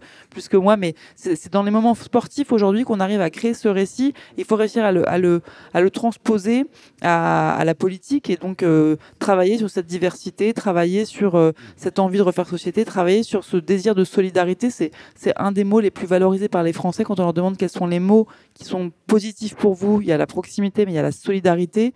Donc voilà, il faut réussir je pense, à raconter un récit sur ce qui nous permet d'être une nation ensemble, avec nos faiblesses, nos différences, notre diversité, mais une sorte de ferment commun et une volonté d'aller de l'avant ensemble. Alors, je ne sais pas si ça répond à la question de Sébastien Lecornu, mais je pense en tout cas qu'il y a urgence à refaire société et à remettre tout le monde dans une dynamique positive, sans aller trop loin, sans se rêver plus grand qu'on ne l'est, mais on a envie d'avancer ensemble, et on est un pays fait de différences, de 36 000 communes et tout autant de fromages, voire encore plus. Et tout ça, c'est ce qui fait notre richesse et ce qui fait notre société, avec ses fiertés, ses différences et une envie collective d'aller de l'avant. Émilie, même question, mais sur la question des services publics, ce qui est frappant dans ton livre, c'est que tu nous montres à quel point on a eu du mal à renouveler notre discours sur les services publics, que c'est soit un discours extrêmement classique, soit un discours extrêmement conservateur. Aujourd'hui, quand on parle de l'action publique, des politiques publiques, et donc par extension des services publics, c'est quoi les 2-3 éléments de récit qui reposent sur des ressorts positifs que l'on pourrait justement utiliser pour montrer qu'il y a encore des choses à faire dans les prochaines années en matière de puissance publique et d'action publique? En fait, la question des services publics, je trouve qu'elle est symptomatique du fait qu'on aborde certains sujets comme des fins en soi. C'est-à-dire qu'aujourd'hui, il faut du service public. Oui, mais au service de quel projet de société? Et c'est bien ça aujourd'hui qui manque justement dans notre récit national. On parlait de fierté tout à l'heure, mais la fierté, elle est là. Il y a un attachement effectivement à nos communs, et les services publics sont une des dimensions de ces communs, et il y en a bien d'autres. Mais à quel moment on raconte cette fierté-là, justement, et qui aujourd'hui redonne de la fierté aux Françaises et aux Français?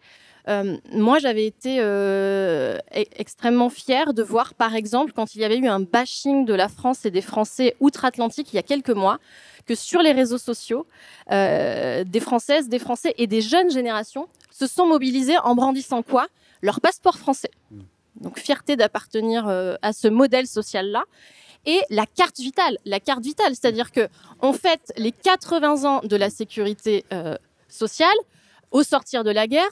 Qui aurait pu prédire qu'on allait réussir à reconstruire le pays, à faire la construction européenne, ce projet de paix, mais aussi de prospérité, alors qu'on était sorti particulièrement meurtri d'une période historique dont on n'était pas très fiers et qui nous avait beaucoup fragilisés collectivement. Donc je crois que ce dont on a besoin aujourd'hui, c'est qu'on ait un État qui se repositionne avec une vision, avec une capacité à préparer l'avenir, à anticiper, non pas juste à faire le budget de l'année prochaine, mais à faire le budget pour les 5, 10, 15, 20, 30, 40, 50 prochaines années. C'est ça qu'on attend de la politique, c'est ça aussi qu'on attend d'un appareil d'État, d'une puissance publique qui puisse nous permettre de nous projeter de manière aussi positive, aussi puissante qu'on a réussi à le faire dans notre histoire. Et donc pour ça, il faut planifier, mais aussi il faut réorienter la puissance publique. Et donc il faut réussir à articuler à la fois donc, cette échelle nationale, c'est-à-dire cet État qui se repositionne, qui retrouve sa puissance, sa fiscalité, sa capacité à piloter un budget, à peser dans les relations internationales, à proposer une vision de la France, à fédérer les Françaises et les Français à accompagner les territoires dans leurs projets, dans leurs initiatives, et donc à franchir un nouveau cap de la décentralisation. Moi, je suis extrêmement favorable, et ça suppose d'avoir une puissance publique qui soit plus démocratique, plus féministe aussi, plus écologique et plus émancipatrice. Lénie,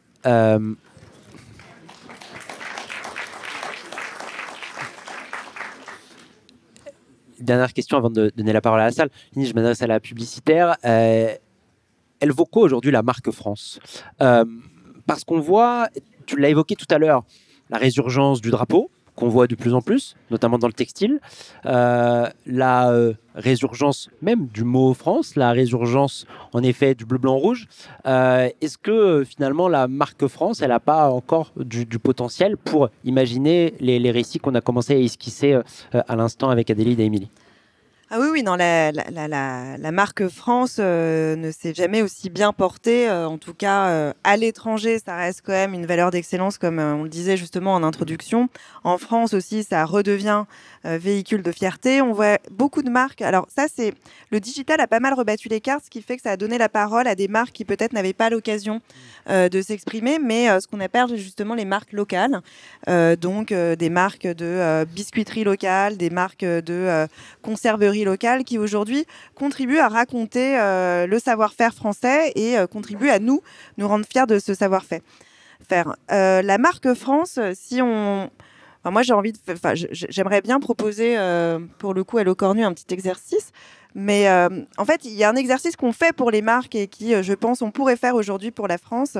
On commence souvent, quand on doit retravailler tout un territoire de marque, un message de marque, se dire, bon, bah, concrètement, quelle est la vision que je porte, ma raison d'être, à quoi je sers. La première question qu'on se pose, c'est si on n'existait pas, qu'est-ce qu'il manquerait aujourd'hui à la France ou aux Français? Donc là, en l'occurrence, en français. Et je pense que c'est déjà un bon début de réflexion de se dire, si la France n'existait pas, qu'est-ce qui manquerait aujourd'hui au monde? Et si les services publics, justement, n'existaient pas, qu'est-ce qui nous manquerait fondamentalement? Et je pense que c'est le début d'une réflexion qui peut nous conduire à nous recentrer et tous, justement, nous rassembler collectivement autour d'une raison d'être qui va parler à tous, mais surtout à chacun. Voilà, ça c'est peut-être l'exercice qu'il faudrait faire, prendre le temps de faire aujourd'hui.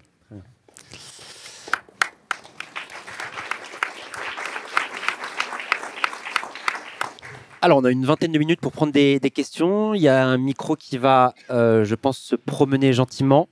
J'attends juste de voir le micro avant de vous donner la parole parce que sinon, on ne va pas vous entendre. Alors, il y a un monsieur là-haut. Je ne sais pas où est le micro, je vois mal, mais... Ouais, je vous ai vu, monsieur, je cherche le micro. Enfin, commençons avec madame, ça va être plus simple. Allez-y, essayons de faire court.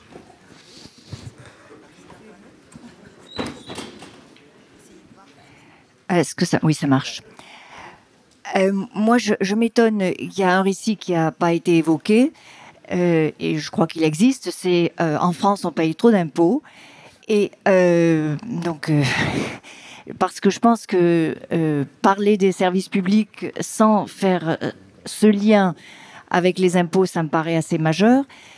Et d'autant que vous avez bien évoqué que la notion de solidarité était importante pour les Français. Alors, qui a intérêt à invisibiliser cette espèce de lien? Très bonne question. On va prendre une série tout de suite. Madame, si ça ne vous embête pas. Vous êtes toute seule avec le micro. Merci beaucoup. Oui, bonjour. Je trouve que vous avez un peu occulté le rôle des médias dans la construction d'un récit national, alors qu'ils ont un rôle important et des responsabilités, surtout dans un moment où certains médias militants sont totalement décomplexés. Donc, je voudrais votre réaction sur ce point. Super, merci beaucoup. Très bonne question. Il y a monsieur là-haut. Bonjour et merci à vous. En fait, j'aimerais revenir sur la question. Elle n'a pas répondu à la question. La France est-elle bureaucratique? Si oui, pourquoi? Sinon, pourquoi? Merci. Super, très bonne question. Merci.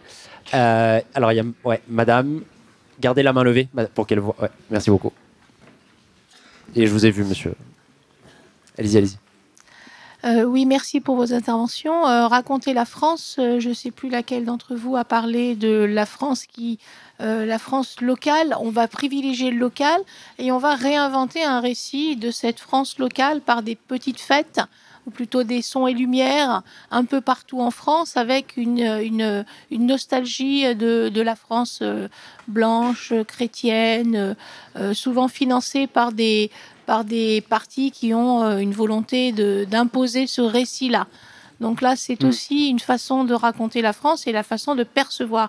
Et alors, effectivement, ça crée du lien, puisqu'on a tout un tas de gens qui sont bénévoles, qui travaillent pour le spectacle, mais le spectacle en lui-même, quel message il veut faire passer. Super, merci. Et il y a monsieur devant, et on va répondre. Merci. Et donc moi, ma question se porterait davantage sur l'Europe, parce que vous avez parlé d'Europe tout à l'heure.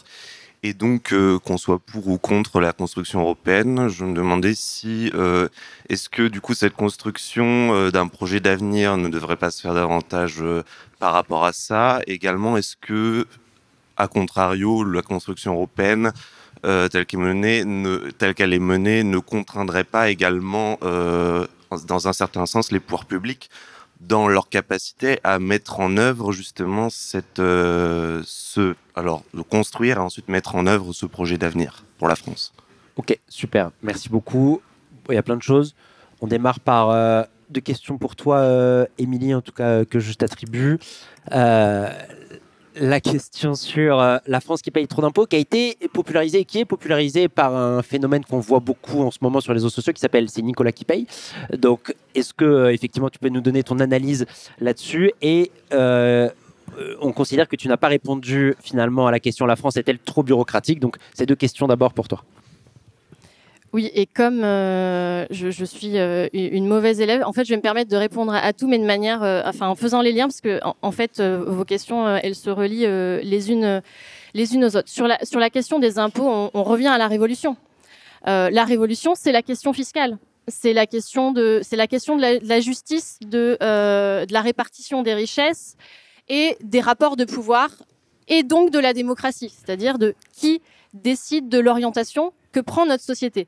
Et donc l'impôt, la fiscalité, c'est l'instrument par essence du pouvoir, de la puissance, mais c'est l'instrument par essence du citoyen et de la démocratie. Et effectivement, c'est un instrument qui a été abîmé ces dernières années, qui a été décrédibilisé, mais on le sait bien pourquoi. Aujourd'hui, qui ne veut pas payer des impôts? Nicolas qui paye, c'est celui qui se dit qu'il participe trop à la solidarité nationale finalement et que d'autres profitent de son travail. Mais c'est celui qui a une autre vision de la société, une vision beaucoup plus individualiste, une vision de la société où les normes écologiques, sociales sont embêtantes parce que elles empêchent de faire tout et n'importe quoi. Et c'est une vision de la société dans laquelle ces gens-là qui ont le pouvoir, qui ont les richesses, n'ont pas la capacité à davantage orienter la société. Et donc aujourd'hui, je crois qu'il ne faut pas être naïf aussi de toutes ces tendances de type Nicolas qui paye, de qui est derrière et de l'alliance qu'il y a entre des libéraux sur le plan économique et des populistes d'extrême droite qui se rejoignent sur cette question fiscale et sur la démolition de l'État. Et je veux relier ça aussi à la question médiatique, c'est-à-dire que les réactions qu'il y a eu après le procès, la condamnation de Nicolas Sarkozy, qui ont accusé nominativement des magistrats, la polémique qu'il y a eu à l'encontre de journalistes de l'audiovisuel public et qui a été l'occasion aussi pour l'extrême droite d'en appeler à la privatisation de l'audiovisuel public. Derrière, ce sont les médias de Bolloré, ce sont certaines tendances politiques et c'est aussi relayé par des partis politiques qui ne sont pas à l'extrême droite mais qui finalement dressent des passerelles avec cette idéologie et avec pourquoi pas une recomposition politique. On s'est fait quelques frayeurs cette semaine en se disant pourvu que ça n'arrive pas, mais en fait c'est déjà en construction et donc il faut quand même bien prendre conscience de tout ce qui est en train de se passer aujourd'hui dans la société française. Et la question bureaucratique, elle se pose à l'échelle européenne comme elle se pose à l'échelle française.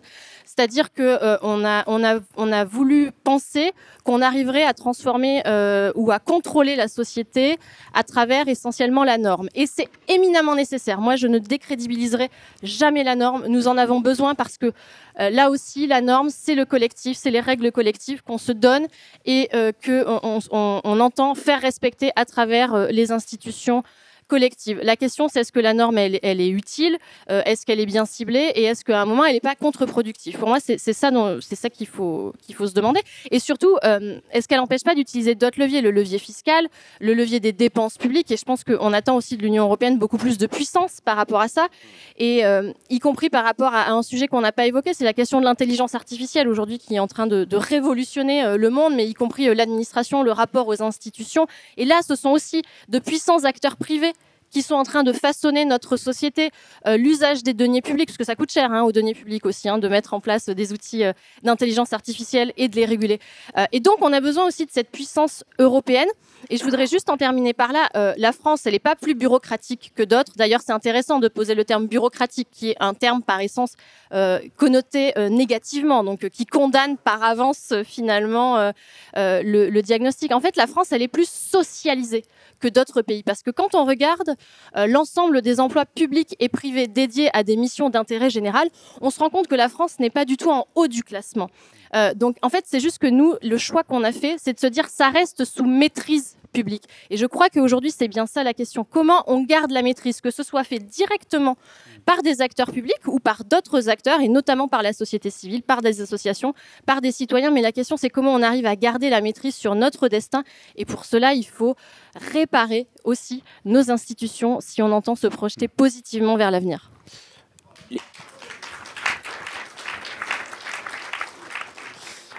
Lénie, la question des médias, je pense qu'elle t'est adressée encore plus spécifiquement. Quel rôle les médias dans le récit national, voire aussi dans les récits locaux?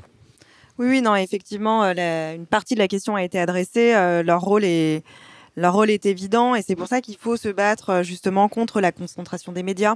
Il faut se battre pour sauver aussi et sauvegarder l'indépendance des médias. Mais enfin là, j'enfonce un peu des portes ouvertes.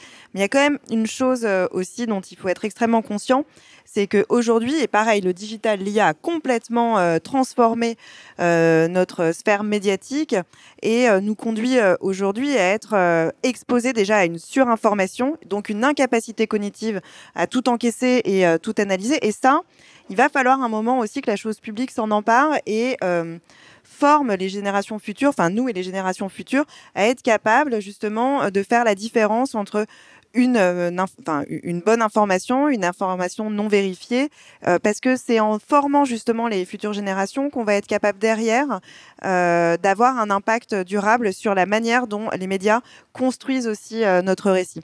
Mais je dis ça parce que tout le reste, effectivement, et le rôle prépondérant des médias dans la construction des récits a été plus ou moins abordé. Mais voilà, je pense qu'aujourd'hui, c'est de la responsabilité. C'est une responsabilité collective et publique d'être en capacité de comprendre comment fonctionne l'information aujourd'hui. Et j'en profite, je te pose aussi la question, le lien entre récit national et récit européen. Je t'ai posé la question tout à l'heure sur la marque France. Qu'en est-il du coup de la marque Europe? Et est-ce qu'en effet la marque France peut vivre sous l'égide, c'était un peu la question qui était posée, d'une marque Europe, si tant est que la marque Europe est encore puissante? Oui, en fait, c'est pas une question de marque. Je pense que c'est une question de place de l'Europe dans le récit européen. Aujourd'hui, ce qu'on observe justement, et on l'a bien observé pendant les précédentes élections européennes de l'année dernière, c'est que la capacité, la dynamique française à l'échelle européenne est encore hyper présente. Peut-être qu'elle ne rejoint pas forcément la réalité sous certains aspects, mais c'est quelque chose qui est vraiment perçu, vraiment perçu par l'ensemble des pays qui constituent l'Europe. Donc on a une place extrêmement présente et justement ça donne un éclairage encore plus intéressant, je pense, à la France. La France perçue par nos amis européens, c'est une France dynamique, c'est une France en capacité justement logistique à absorber les changements géopolitiques et aussi les changements techniques, énergétiques, etc. On est les seuls aujourd'hui, c'était intéressant ça, cette donnée, on serait a priori, on est quand même le seul pays qui serait capable à la fois de se nourrir, de s'éclairer et de continuer à vivre normalement si demain on est obligé de vivre en total vase clos. Donc pas inintéressant. Donc la France, en tout cas, continue à véhiculer cette image et l'Europe lui est plutôt favorable, contrairement à ce que certains frexiteurs pourraient justement raconter ou en tout cas proposer comme autre récit. l'Europe et la France, c'est un bloc assez solide et qui est dans un cercle d'images vertueux en tout cas. Adélie, peut-être première question, pour toi sur la question de la fiscalité. Il y avait un élément qui nous avait frappé. On a analysé les données du grand débat national, les données numériques, en tout cas sur la plateforme du grand débat national. Et en fait, ce qui était mis en lumière, c'est pas tant le sentiment d'un ras-le-bol fiscal qu'un sentiment de ne pas savoir à quoi servent mes impôts, et finalement, le problème n'est non pas le fait de payer des impôts, le problème c'est j'aimerais bien savoir à quoi tout cet argent sert parce que je ne vois pas l'efficience réelle de ce que je donne. C'est amusant que tu poses la question parce que c'est en entendant la question de Madame tout à l'heure, j'ai pensé à ça, j'ai pensé à l'invisibilité de ce à quoi servent nos impôts, même s'il y a quand même plus globalement un sentiment parfois d'injustice fiscale et on l'a beaucoup vu d'ailleurs, je fais un petit détour, on l'a beaucoup vu ces dernières semaines au sujet de la dette et des déficits, où on observe dans les enquêtes une prise de conscience réelle des Françaises et des Français de cet enjeu qui est considéré aujourd'hui comme comme une urgence. Il y a urgence à régler cette question, mais quand on leur demande qui doit faire l'effort, c'est jamais eux. Parce que tout le monde en fait, pourquoi ? Parce que les gens ont le sentiment, ça dans les enquêtes on le mesure très clairement, de ne pas bénéficier effectivement en retour de leurs impôts. Donc ça pose la question que tu soulèves, qui est la question de l'invisibilité ou l'invisibilisation. Et ça rejoint la question du récit. Il faut raconter un récit autour de ce que permet l'impôt. Et on revient à la question de l'État-providence. J'ai beaucoup aimé ce qu'a dit, l'anecdote qu'a raconté Émilie tout à l'heure sur ces Français qui brandissaient leur carte vitale en étendard. Je pense qu'il y a un sujet, alors je vais être un petit peu provoque, mais je pense que les Français sont un petit peu enfants gâtés aujourd'hui par rapport à toute une série d'éléments dont ils bénéficient, peut-être parce qu'ils n'en sont pas conscients, mais par exemple aujourd'hui quand vous allez à l'hôpital, je ne sais pas si vous faites l'expérience, alors moi j'ai 3 enfants donc je vais régulièrement aux urgences, quand vous allez aux urgences, vous attendez un peu, c'est vrai, mais vous êtes reçu par des gens qui à toute heure du jour et de la nuit vous accueillent avec le sourire, d'abord une infirmière qui prend les constantes, ensuite un médecin, etc. Vous passez un peu de temps aux urgences, parfois quelques heures, parfois un peu plus que ça. Et puis quand vous rentrez chez vous, on vous dit au revoir et vous passez pas par la caisse. Vous ne payez pas tout de suite, donc vous recevez quelques temps après un petit talon et en général vous payez 19 €, 20 €, 25 €, rien par rapport au temps. Et du coup, je pense qu'il y a quand même un enjeu de rendre visible ce à quoi permettent d'accéder les impôts. Et ça me rappelle aussi une publicité qui m'avait marqué il y a quelques années. Je ne sais pas si tu la connais, Lénie. Je crois que c'est une publicité anglaise ou d'un autre pays du nord de l'Europe où on voyait quelqu'un sortir de chez lui. Il traversait un terrain de foot où il y avait de la pelouse qui arrivait jusqu'à son front. Ensuite, il allait dans les rues, il y avait des containers, des poubelles renversées. C'était le chaos un peu partout. Et la pub se finissait par ces mots « Or you could pay taxes ». Ou alors, vous pourriez payer des impôts. Et je trouve que c'est tellement vrai. Je pense qu'on n'a pas toujours conscience parce qu'on est né pour la plupart d'entre nous, dans ce monde où on a accès à toute une série de services publics. On n'a pas toujours la conscience de ce à quoi nos impôts servent. Et tu as raison. Donc, peut-être qu'il faut un récit qui permette de mettre en lumière davantage tous ces super services publics auxquels on a accès grâce à nos impôts en France. Et c'est pas partout dans le monde.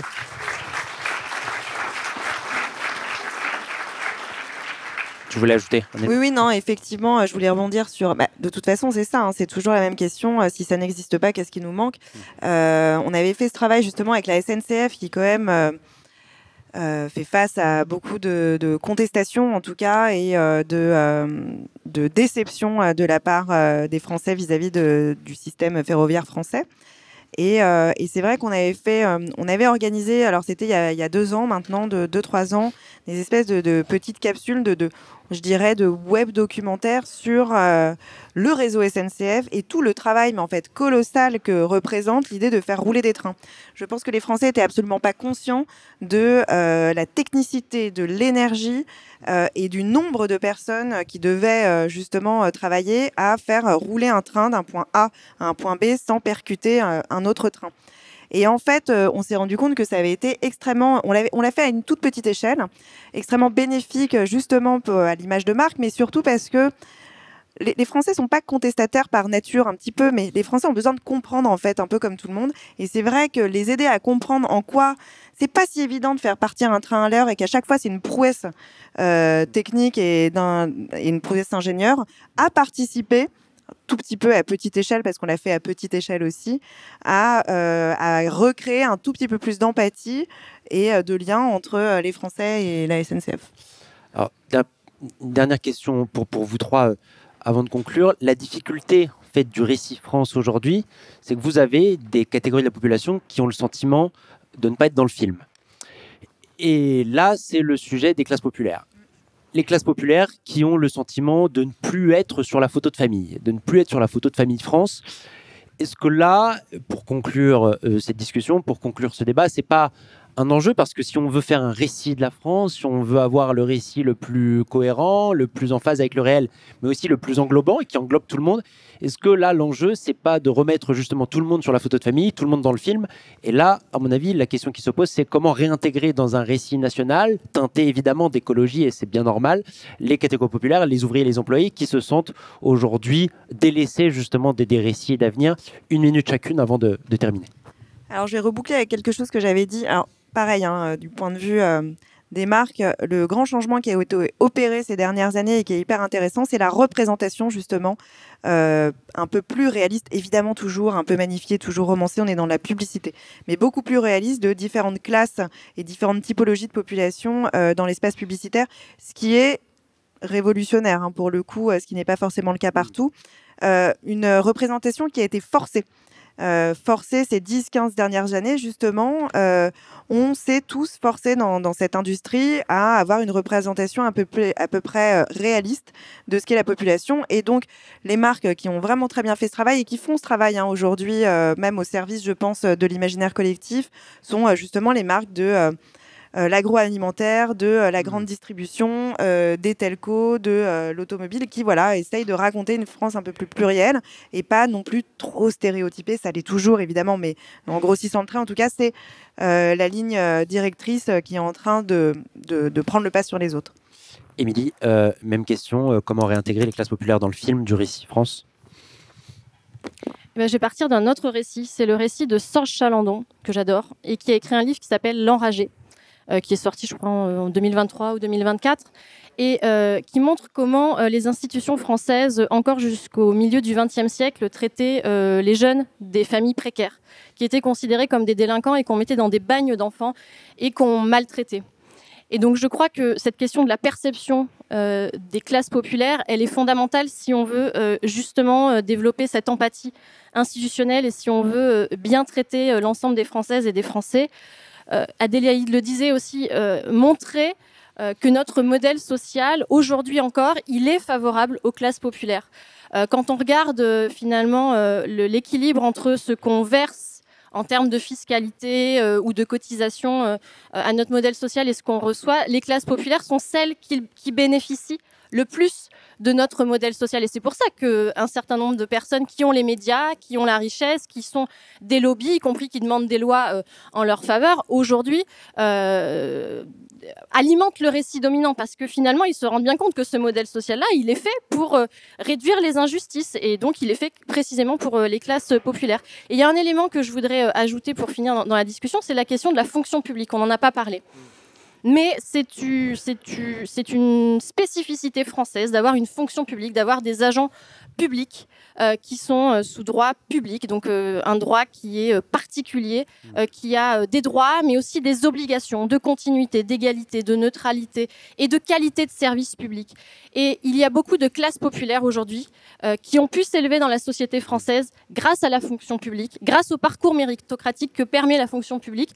J'en suis un exemple. Je sais qu'on a Jean-Marc Ayrault aussi qui est là dans la salle avec nous. Combien d'enseignants aussi venaient des classes populaires et permettaient aussi la représentation de ces classes populaires au cœur de la société française, au cœur des institutions qui soudent la société française, qui font notre fierté. Donc je crois aussi qu'il faut réhabiliter cette notion de fonction publique pour permettre aussi ces parcours ascensionnels et à chacun et à chacune de participer à ce récit national.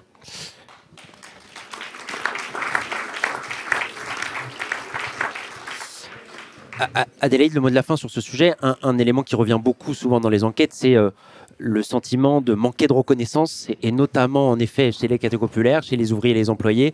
Comment effectivement on résout ça sur la base des préoccupations que vous voyez dans les enquêtes ? Je ne sais pas comment on le résout exactement, mais j'allais dire en fait les classes populaires, elles sont les victimes de tout ce qu'on a évoqué aujourd'hui, sentiment de déclassement plus puissant, notamment au niveau individuel, avec un sentiment notamment d'être un peu à l'orée de quelque chose où ce sont des gens qui travaillent et qui ont le sentiment de par leur travail de pouvoir à peine survivre et pas vraiment vivre, alors qu'ils ont le sentiment que les aides sociales sont fléchées vers d'autres et qu'ils n'en bénéficient pas directement. Et donc ils sont aussi les victimes collatérales de ce que j'évoquais avant, de l'absence d'un récit autour de ce que fait la puissance publique pour eux. Et c'est ce que disait Émilie, en fait, je partage complètement ton analyse. Aujourd'hui, les classes populaires, elles sont bénéficiaires de toute une série d'aides, enfin en tout cas du modèle social français.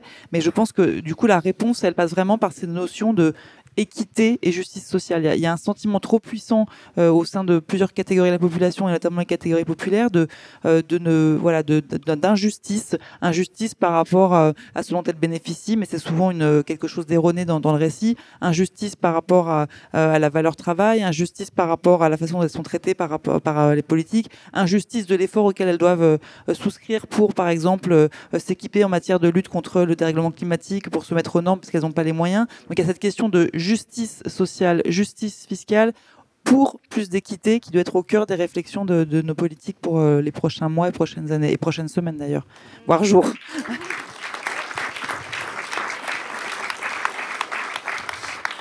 Alors, je rappelle 2-3 choses. Adélaïde Zulfi-Parcassic, réhumaniser la société de l'absence, comment recréer du lien et lutter contre la disparition de l'humain.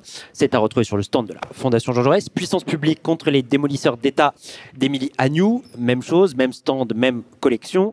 Et Lénie Stern, on peut retrouver Brutalité, code source de notre époque sur le site de la Fondation Jean Jaurès. Merci beaucoup à toutes les trois pour vos regards.